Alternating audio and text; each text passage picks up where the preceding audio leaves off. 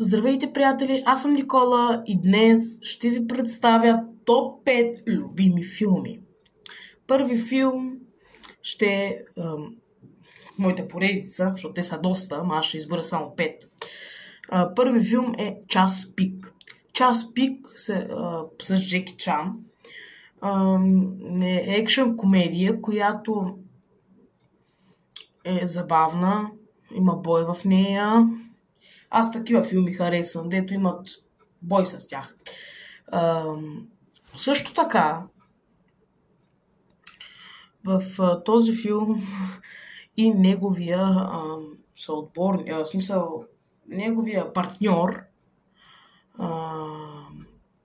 Картер е също той много забавен. Втори филм е Твърде лично. Твърде лично с Лиам Нийсън.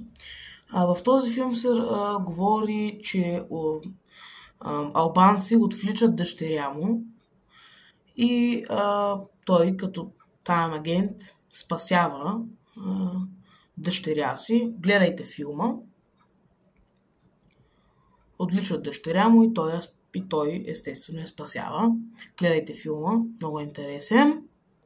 Следващият трети филм е Междузвездни войни.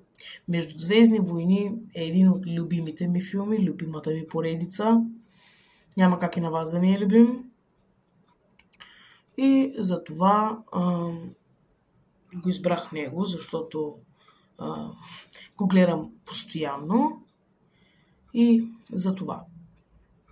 Четвърти филм, с който съм сигурен, той е български филм и съм сигурен, че и вие много го харесвате и като идол, и като инфлуенсър, и като актьор.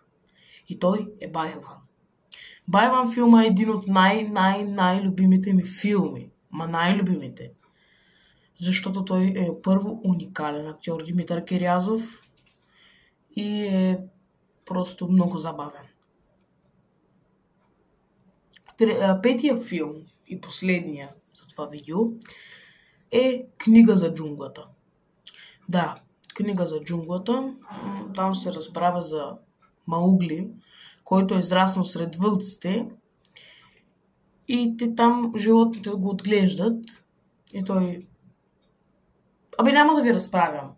Гледайте филма, ще видите, че е доста интересен. Да. Това беше от мен, хора.